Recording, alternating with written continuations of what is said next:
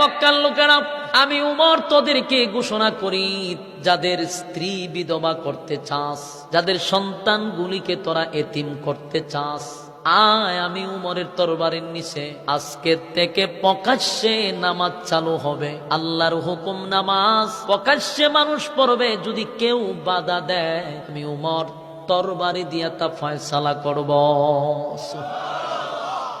এর আগে এই বক্তব্য দেওয়া কারো সাহস ছিল না। আবু জাহেল ঘর থেকে বাহির হইছে, আবু জাহিল না তরবারি লইয়া। কে রে এত বড় বড় বক্তব্য দেয়?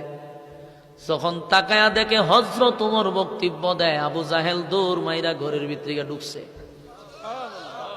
সাধারণ কেউ না, উমর কোন সাধারণ সাহাবী না, যে মক্কাতে মানুষ নামাজ পড়তে গেলে নির্যাতন করত।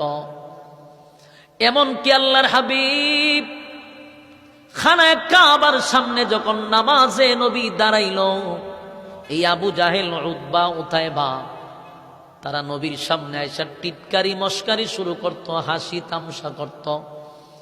আল্লাহর হাবিব যখন সিজদারত অবস্থায় গেছে,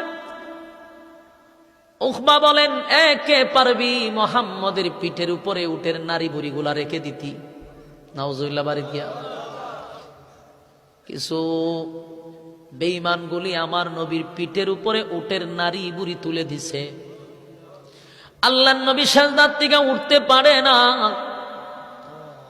এমন অবস্থায় খলিফাতুল মুসলিমিন হযরত আবু বকর খানায়ে কাবার কাছে আইসা দেখে কতগুলো কাফের দাঁড়াইয়া মুস্কি মুস্কি হাসে, টিটকারি মস্কারি করে। আমার নবী সিজদায় গেছে রে, পিঠের উপরে উটের নারী বুড়ি। আবু বকর চোখের পানি ছেড়ে দিয়া আসছিল একটু সরায়া দেওয়ার জন্য।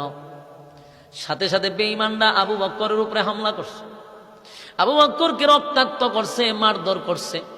আবু বকর দৌড়াইয়া ফাতেমার কাছে গেছে। ফাতেমা তখন ছোট, গিয়া কয়, ফাতেমা তোমার আব্বা খানায়ে কাবার সামনে আল্লাহর কুদরতি পায়ে সিজদা দিতেছিল, বেঈমানগুলি পিঠের উপরে, আমার নবীর পিঠের উপরে নারী বুড়ি রেখে দিছে। ফাতেমা ছোট দৌড়াইয়া খানায়ে কাবার সামনে গেছে, গিয়া দেখে আল্লাহর হাবিব সিজদারত অবস্থায় পিঠের উপরে উটের নারী বুড়ি রেখে দিছে।